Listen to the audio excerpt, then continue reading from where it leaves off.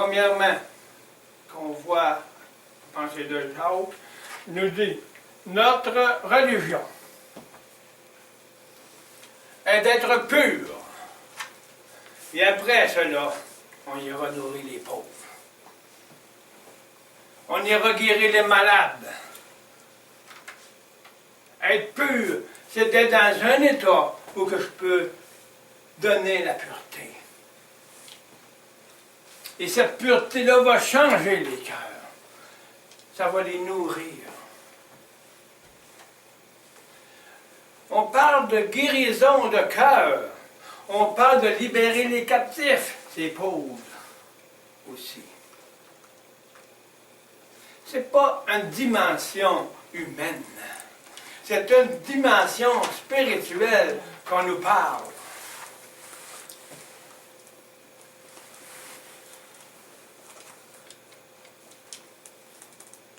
Sommes-nous arrivés à comprendre qu'une œuvre faite pour les pauvres est un sentiment pour plaire à notre chair et que l'œuvre pour le bienfait du monde et celle pour les âmes des hommes sont nécessaires et si importantes? Elles n'ont de valeur que si elles sont à leur place.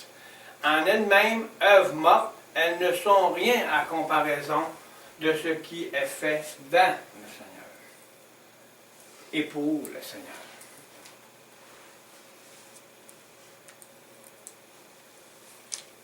Tout ce qui vient de nous, de notre moi, n'est rien aux yeux de Dieu. Laissons Christ agir en nous et en nous donnant et en laissant faire son œuvre, car lui sait ce qui est agréable et sait faire la volonté de Dieu. Si je n'ai pas Christ en nous avec cette révélation, je ne sais pas. Je ne connais pas la volonté du Père. Je vais faire ce que je pense qui est bon.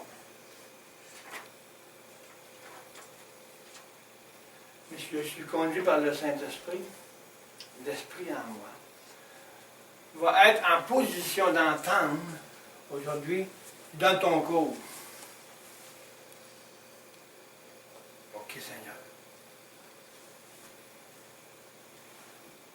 Ou tu fais quelque chose.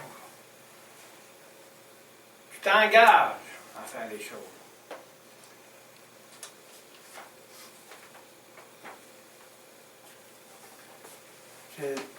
Le Seigneur, c'est pas juste oui, oui, oui. C'est s'engager.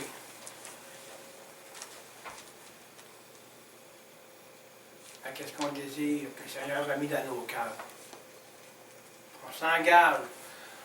On écrit, on laisse le Saint-Esprit écrire sur notre cœur, je m'engage à te servir. Je me sépare du monde. Avant qu'il l'écrive, il vous le fait voir. Vous l'avez entendu. Et si vous marchez à la mort vous-même, il va l'écrire dans vos cœurs. J'écrirai mes commandements, dit l'Éternel, dans leur cœur. Et ils prophétiseront. Ils auront des songes. Parce qu'ils ont la foi. Ils pratiquent.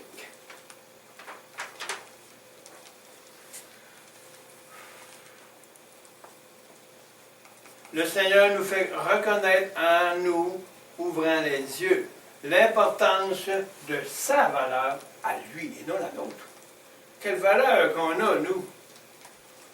On a juste à dire, on a la valeur que Christ est en moi. C'est lui qui a la valeur. C'est lui qui est au-dessus de notre autorité. C'est lui qui est au-dessus de mes principes. C'est lui qui est au-dessus de mes droits personnels. Est-ce qu'on reconnaît cela? L'important, c'est sa valeur à lui, qui est digne et qui est notre source. Il n'a rien, que ce soit de l'or, de l'argent ou des millions, qui ait plus de valeur que tout notre être pour Jésus. C'est un trésor éternel. Si Dieu, quand que Dieu t'a placé, puis qu'il veut t'envoyer à quelque part, parce que c'est son œuvre qui est préparé d'avance, ne vous inquiétez pas. parce qu'il va tout faire, parce qu'on a sa faveur, il va l'accomplir. C'est ça, la foi. Parce que j'y crois. Puis d'autres croient. Puis ensemble, on va réussir à réunir la terre entière. Et le Seigneur va revenir. Parce que son peuple, son épouse, va être prête. Alléluia. Gloire à Dieu. C'est le désir de mon cœur. Puis de plusieurs autres aussi, dans le monde entier. Ils attendent juste un OK. Et on a eu un OK du Saint-Esprit. Et toutes choses concourent au bien, hein, pour ceux qui aiment Dieu. Mais nous voyons les choses se placer étape par étape. Et nous voyons que c'est lui qui guide. On a des résultats au-dessus de ce qu'on pensait. C'est pas merveilleux? Parce qu'on c'est l'unité. Unité, c'est le mot clé pour rassembler un peuple, une nation, les nations, et cette unité doit être enseignée de la façon pour avoir la faveur de Dieu. La faveur de Dieu et ce qu'il veut pour être à sa faveur, c'est le Seigneur en nous. C'est lui, le Tout-Puissant. Et en faisant ces choses-là, parce qu'on a la foi, on la pratique, et Dieu appuie. Il met une onction spéciale à ceux qui cherchent la spéciale, Jésus.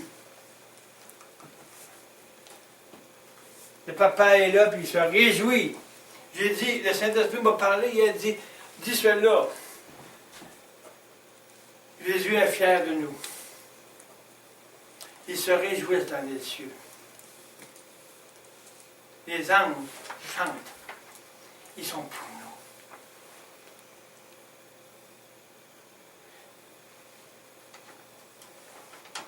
Ils chantent. Car la fin est proche, dit le Seigneur. Mais on ne parle pas de 20 ans, ils ont toujours dit, mais la fin, elle a toujours été depuis que Jésus est venu. Mais si on parle de temps final, pour un monde qui va changer, un monde nouveau. On va commencer ici, maintenant, sur cette terre, dans ce temps-ci, pour faire en sorte que ce monde nouveau, un nouveau monde, mais c'est un monde dans le Seigneur. On prépare le chemin de la venue du Seigneur pour glorifier le nom du Seigneur dans son épouse.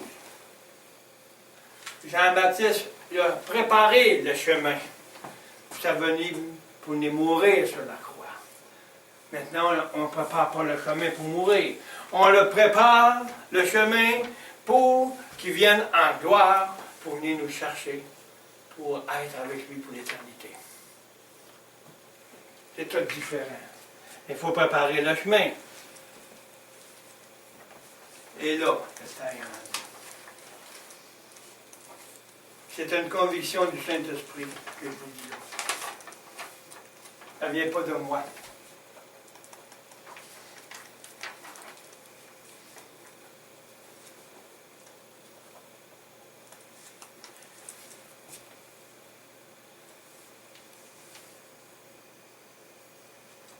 Qui est notre source. Il n'y a rien, que ce soit de l'or, de l'argent ou des millions, qui ait plus de valeur que toute notre aide pour Jésus. Cela nous ramène toujours à la question, quelle valeur le Seigneur a-t-il pour nous maintenant? Qu'est-ce qui est la valeur de notre Seigneur maintenant en nous? Est-ce qu'il est libre d'agir ou je retiens?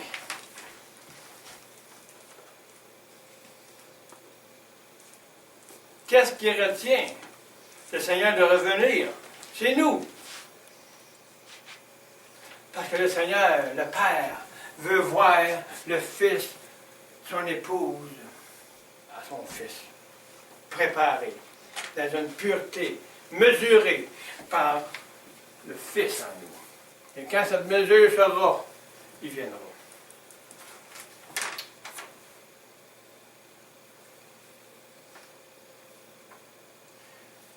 Posons-nous la question, quelle valeur qu'il y a? Est-ce que moi, j'ai tout laissé? Moi, je n'ai plus de valeur, en fait, d'humain, terrestre et mondain. Mais est-ce que la valeur pour le Père est toute consacrée à son Fils?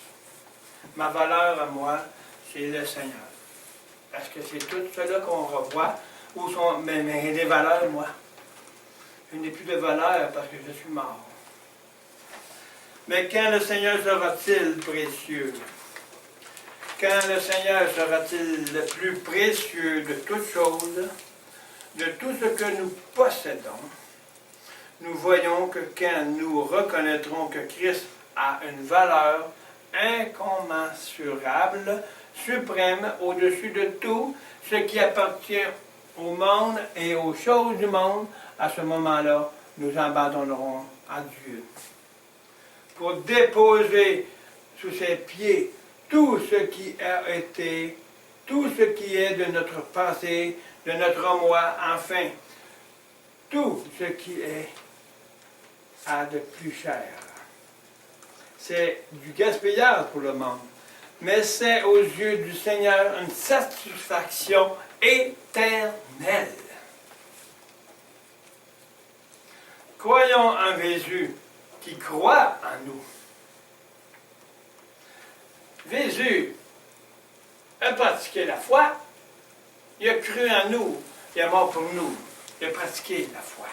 Parce qu'il y avait foi qu'on était pour être en lui. Il y avait foi qu'on était pour être avec lui. Il y avait foi que chaque pas qu'il faisait, on était en lui, il est venu.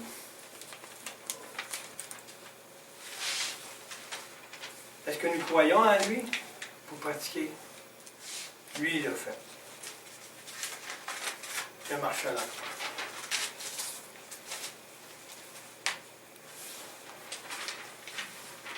Croyons en Jésus qui croit en nous. Est-ce que vous croyez qu'il croit en vous?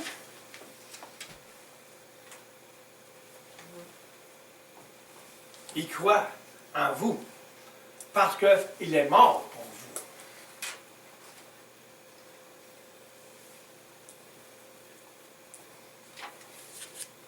Donc, si nous croyons en lui, il y a la foi qu'on vienne à lui,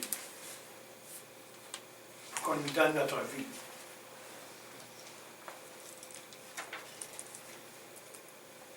Cet acte fait pour le Seigneur, nous ne regretterons jamais de l'avoir fait. Le Seigneur dit à Marie qu'elle avait fait ce qu'il était à son pouvoir. Que signifie cela?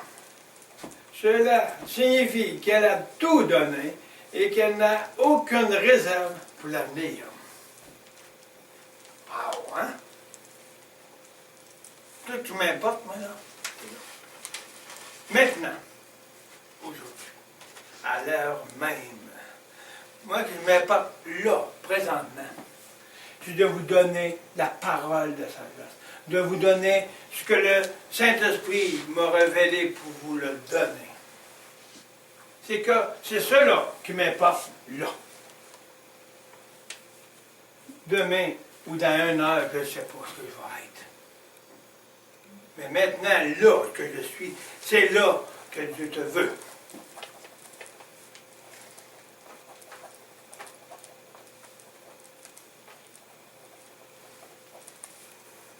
Il n'a fait aucune réserve pour l'avenir, elle.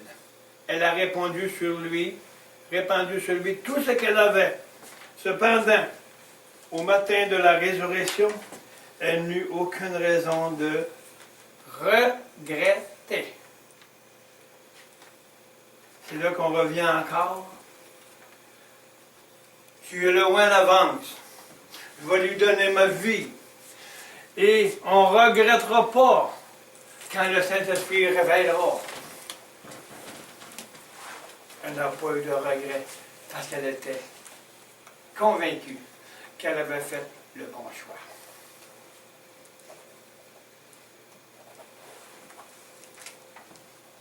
Elle n'eut aucune raison de regretter son extravagance, que les autres ont pris pour une perte. Elle fait son temps. Et quand que le Seigneur lui a révélé, imaginez-vous la joie que vous avez quand le Seigneur vous révèle. Comment cette femme était libre. C'est cela que Dieu vous dit. Voyez-le à la vente et vous verrez la gloire de Dieu dans vos vies. Et vous ne le regretterez pas. Le Seigneur veut pour sa satisfaction à lui, pas la nôtre. Pour sa satisfaction, que nous arrivions à nous donner complètement pour que nous aussi, nous ayons fait tout ce qu'il était à notre pouvoir. Cela ne veut pas dire de dépenser nos efforts et notre énergie afin d'essayer de faire quelque chose pour le Seigneur.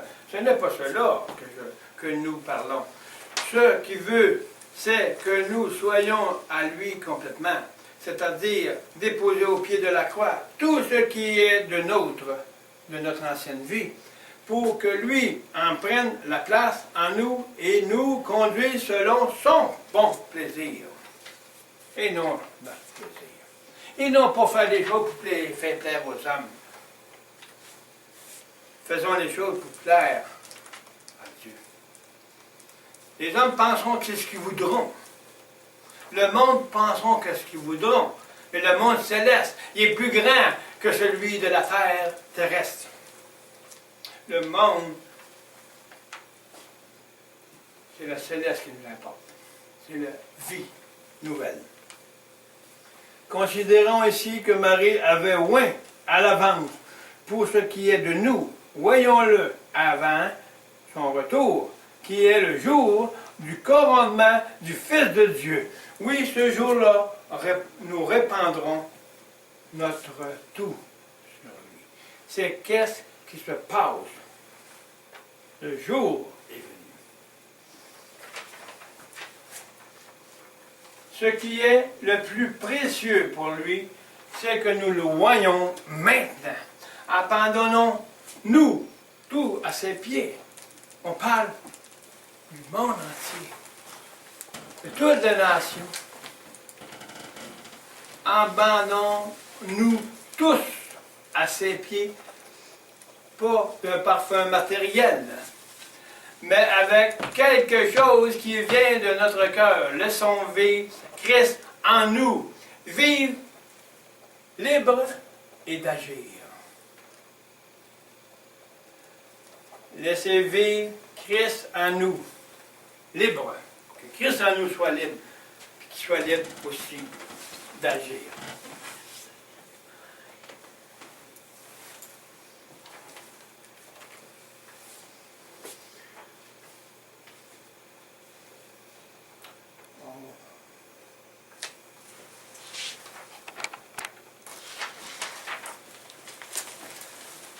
Ce qui se voit, ce qui est extérieur, est superflu. N'a pas de place ici. Donc tout ce qui est extérieur est superflu. Cela a été mis à la croix. Le superflu, c'est qu'est-ce qui est... C'est qu'est-ce que même que je ne comprends pas ou que je ne suis pas conscient d'un problème. Le superflu, c'est de donner même qu'est-ce qu'on n'a pas. Ou qu'on n'est pas conscient de qu'est-ce qu'on a, mais on veut le connaître.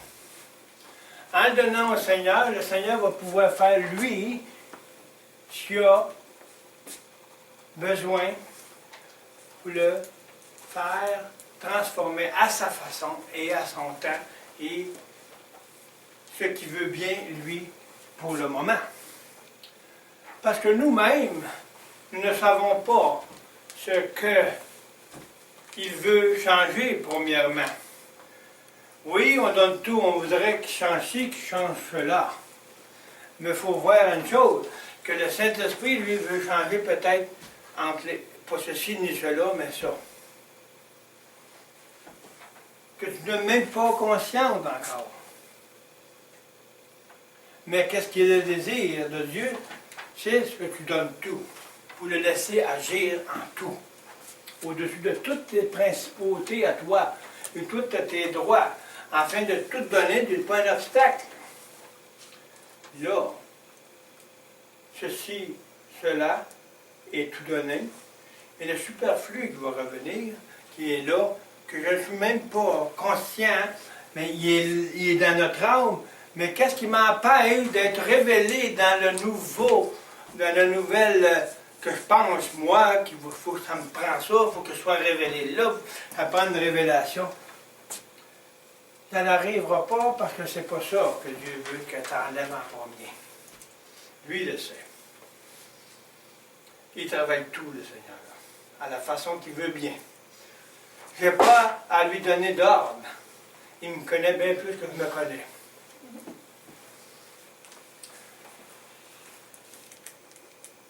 Cela a été mis à la croix. Nous avons accepté le jugement de Dieu sur tout cela et en renaissant de nouveau.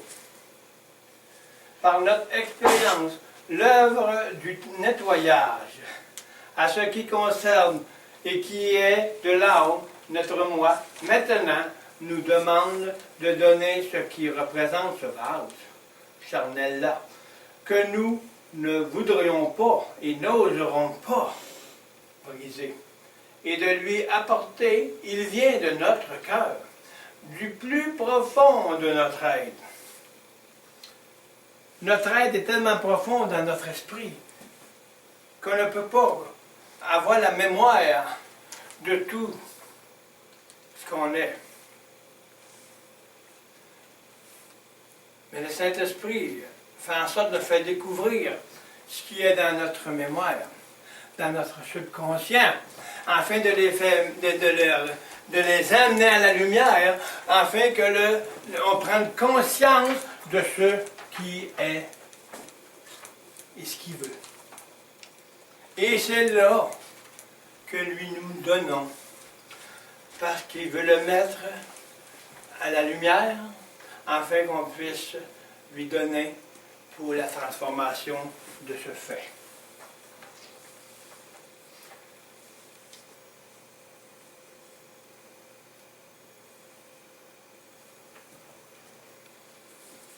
Maintenant, Dieu nous demande de donner ce qui représente ce vase charnel-là, que nous ne voudrions pas et n'oserions pas briser, et de lui apporter.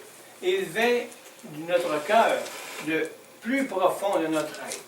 Père, nous t'offrons pour la répandre à tes pieds en disant, c'est comme une prière. Ensemble, nous la faisons. Père, nous t'offrons nous te l'offrons, notre vieille nature, pour la répandre à tes pieds en disant, Seigneur, le voici, brise-le. Voilà ce qui était à nous, nos pensées, notre vie, nos sentiments, notre âme, tout ce qui est au-dessus de tout ce que nous pouvons reconnaître. Je reconnais que je suis, j'ai cela, mais on lui donne tout.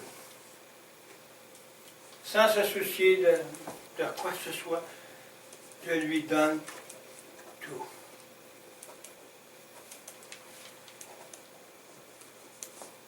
Car toi, tu nous connais. Tu es à toi parce que tu en es digne.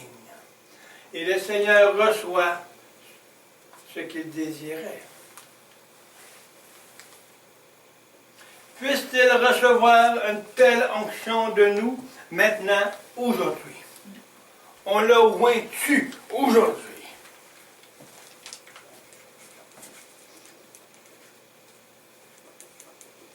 Pour le oindre à l'avance avant son retour. Père Céleste, nous te prions au nom de ton Fils de nous faire reconnaître la profondeur de ce que signifie un vase pour que tu puisses le briser.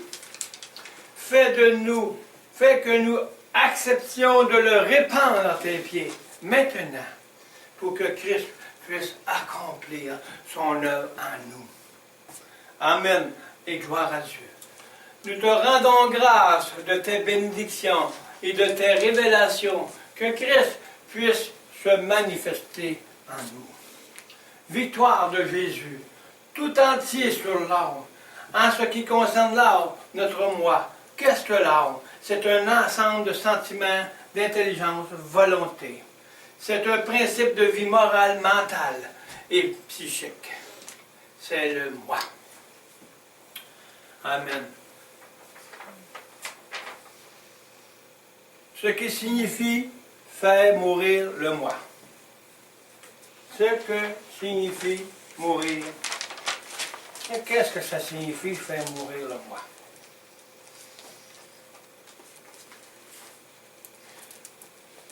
Dans Actes 4.32, et la multitude de ceux qui avaient cru était un cœur et un âme, et nul ne disait d'aucune des choses qu'il possédait qu'elle fût à lui. Mais toutes étaient en commune entre eux.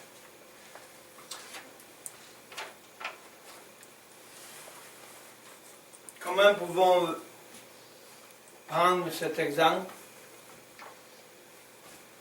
matériel pour notre marche? Ils avaient mis tout leur cœur et leur âme donnés au Seigneur. Ils avaient toute la même pensée. Ils avaient tout mis ensemble. Il était une seule personne en eux. Il n'y a rien il n'y a rien qui possédait. Il avait tout donné pour les mettre en commun.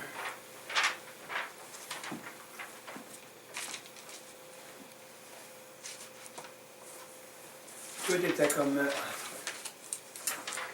Si on regarde ça au point de vue spirituel, c'est de mettre ensemble la pensée de Dieu, l'esprit de la parole ensemble, mettre le corps de Christ en évidence, comme un accord, unis, rassemblés, mettre ensemble pour que chacun vive dans un commun esprit qui donne en sorte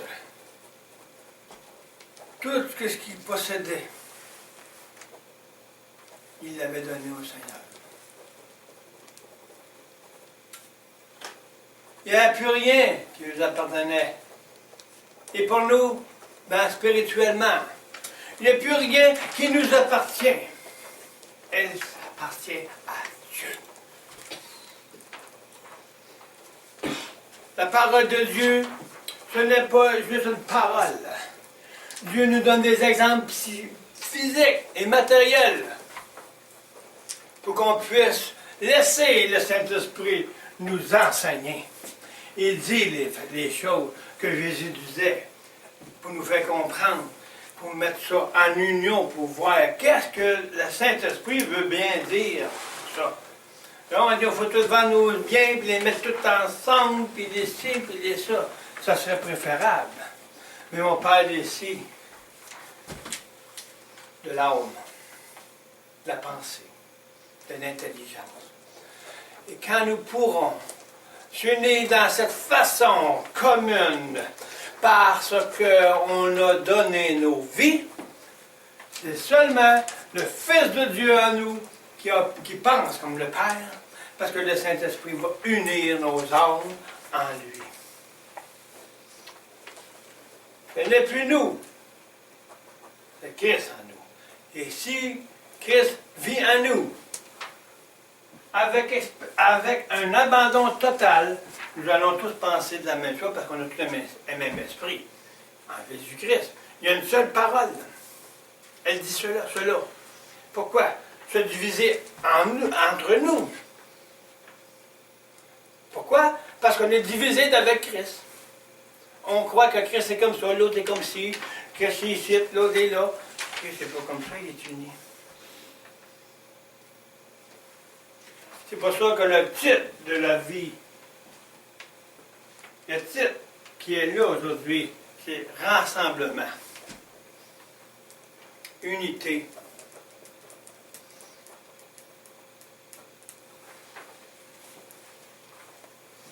Pour le corps de Christ.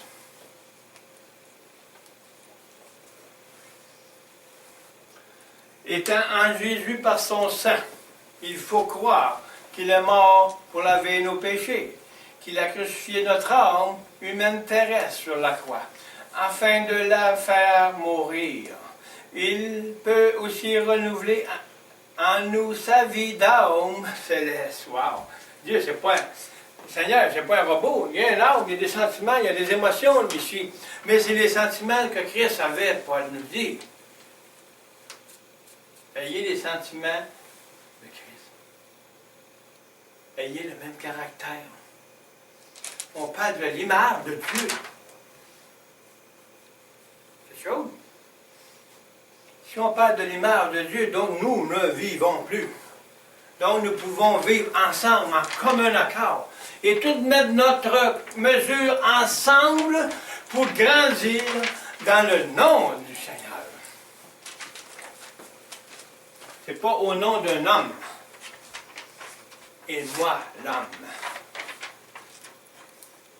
C'est au nom de Jésus, ressuscité en nous. Nous allons pouvoir faire tout ça, ces choses en commun. Parce que le sang nous purifie. La croix nous donne la possibilité de donner notre vie, notre vieille nature. L'ensevelissement fait en sorte que nous sommes morts et délivrés et ressuscités. Pour marcher à nouveauté de vie. Marcher à nouveauté de vie. D'âme céleste par le Saint-Esprit pour que nous puissions vivre, récréer en lui. Renaissance, et renaissance, c'est de naître de nouveau. Mais récréer, c'est de changer et de transformer pour être récréé en d'autres créatures. Créatures de Dieu ou créatures du monde. Récréer.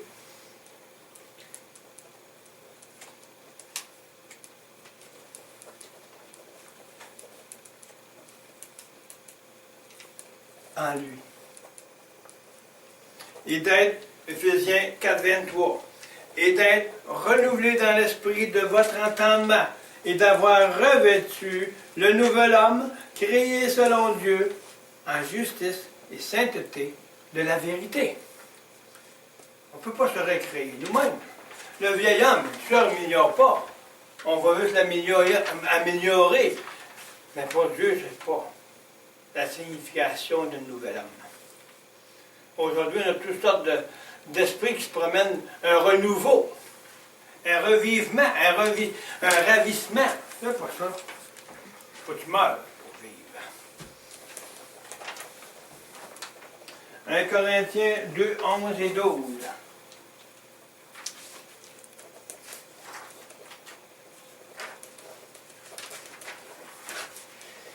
Alléluia. Ce qui des hommes connaît les choses des hommes, si ce n'est l'esprit de l'homme qui est en lui. Ainsi, personne ne connaît les choses de Dieu. Voyons ici que si l'esprit de l'homme, constate ou prend connaissance de la parole de Dieu selon sa nature, selon sa nature humaine, son intelligence. Paul vient nous dire, soyez renouvelés dans votre intelligence et de revêtir le nouvel homme. Mais si je reste dans ma vieille nature, ça va m'envoyer l'esprit de l'homme, humain, sa naturelle, humainement. Donc, c'est l'intelligence, la sagesse des hommes. Il nous dit d'être renouvelés dans notre intelligence. Si on est renouvelé dans notre intelligence, la sagesse n'est plus la mienne, c'est celle de l'intelligence nouvelle en nous. Alléluia.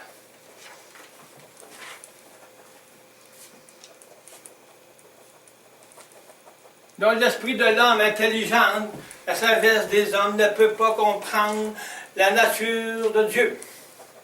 Elle se comprend en elle-même, la nature de l'homme, en fait de la parole selon sa sagesse, l'homme, mais elle n'est pas de Dieu. Si le Saint-Esprit n'a pas eu l'autorité, parce que je n'ai pas abandonné mon intelligence intellectuelle humaine, je ne comprendrai pas la parole selon le Saint-Esprit. Moi, je vais la comprendre selon mon intelligence. Qu'est-ce qui va faire mon affaire? Qu'est-ce qu'on enseigne? C'est important. Fils de Dieu, pasteur, il est responsable des églises, ancien et ministre de la parole. Regardons vraiment quelle nature qui est en nous.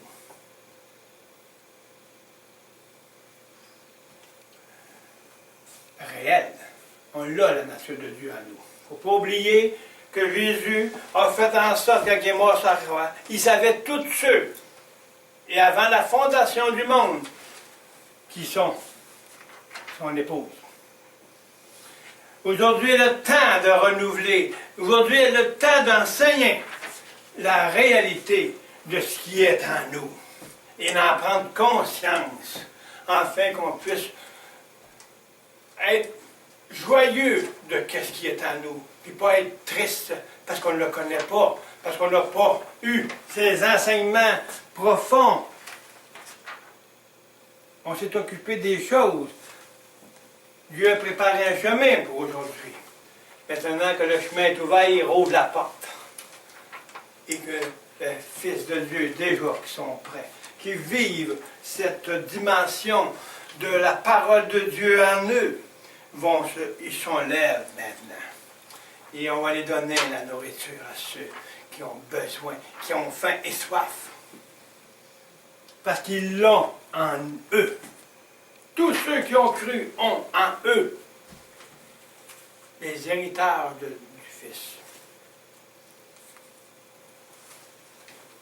On est co-héritiers de Christ, dont les héritages nous appartiennent.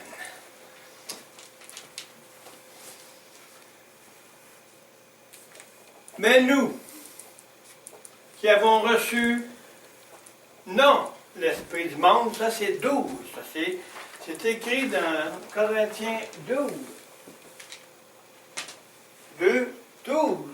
Nous, qui marchons par la croix, on lit le verset, mais nous avons reçu non l'Esprit du monde, parce que l'Esprit du monde pense comme le monde.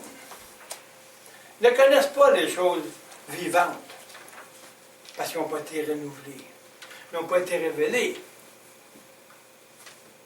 Ils ont une mesure de révélation. Mais il veut faire grandir la mesure, le Saint-Esprit.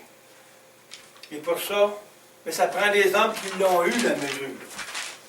On ne peut pas donner ce qu'on n'a pas. Mais le Seigneur permet aujourd'hui. Il y en a des hommes qui me font connaître, qui s'appuient, puis qui m'appellent un géant. C'est pas moi le géant, c'est le Seigneur en moi. L'apôtre, c'est le Seigneur en moi. Mais gloire à Dieu, parce que Dieu fait reconnaître les siens. Et il va faire en sorte qu'ils écoutent le Fils de Dieu en eux.